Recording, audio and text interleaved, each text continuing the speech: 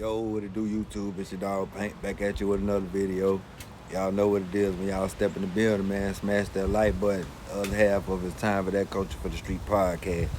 So, this video here is about LeBar, Glendale legend. You deal what I'm saying?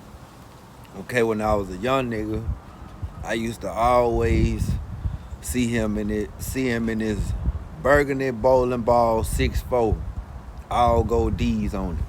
You know what I mean? And the crazy thing about it, out of all of the people in Glendale, this the only nigga that kind of put you in the mind of Drake.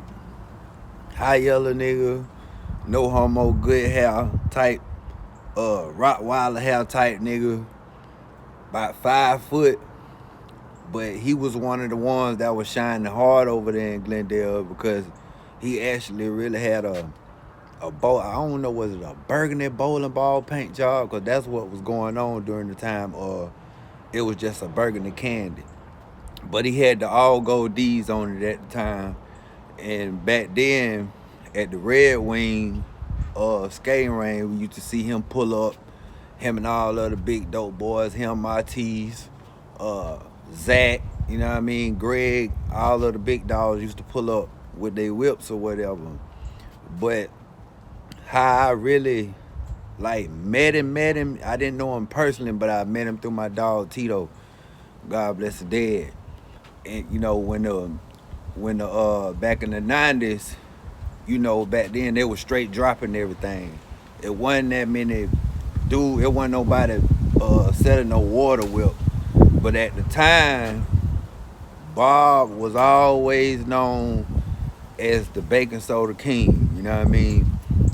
He was who you go to when your money messed up, you know what I mean? And you can get a couple zips for the Lolo, you know what I mean? But Tito used to call it that Bob special. But yeah, big dog. He was doing this thing over there in Glendale. I remember one day, me and Tito, we went over there to Glendale, and this nigga had a feed a kid table with number of squares on that bitch, with you know what I mean, with his shooter beside him with that pole.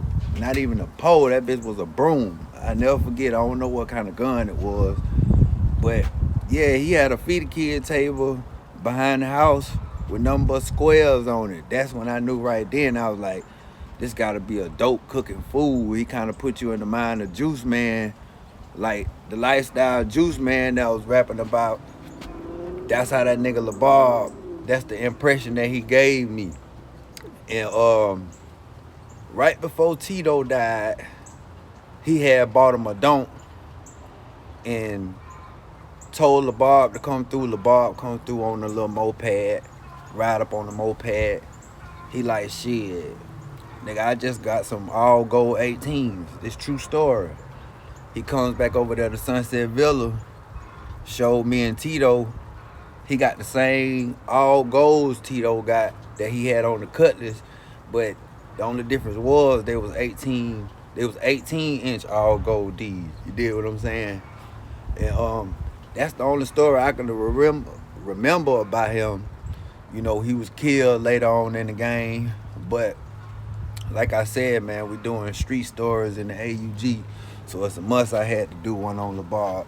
But y'all let me know what y'all think about that in the comment section, dog. You know what it is. The other half of it's time for that Coach for the Street podcast. I'm gone.